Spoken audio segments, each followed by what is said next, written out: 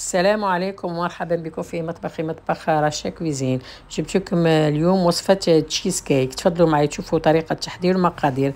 في ريسيبي نحكموا نرحيو 200 غرام جاتو ونضيفوا لها 100 غرام زبدة دايبة، نخلطوهم مليح مليح ونحكموا مول، نفرشوا له بابي كويسون، من بعد نحطوا الخليط ونسويو له السطح.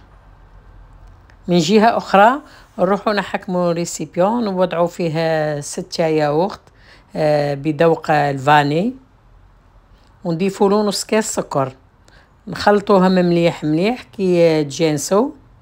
نضيفو لهم 2 كيسان حليب لحظة بودرة، نقعدو ديما نخلطو فيهم.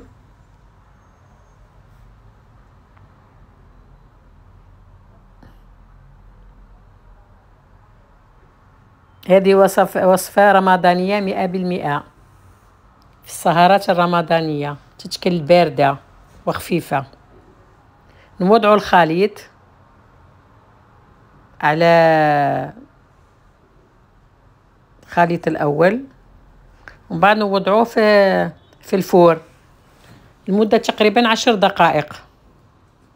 كي يبدا يحكم روحو نحيوه، بعد نحطوه في الثلاجة يبرد تقريبا من 4 حتى 6 سوايع. كي نجبدوه نزينوه تزيين اختياري. انا زينتو بالباط تارتيني بيضاء مع المكسرات، وهاو تشوفوا فيها. ها شهيتكم ان شاء الله في الجنة. ما تنساوش تابونيو وديروا لي جيم باش يوصلكم كل جديد.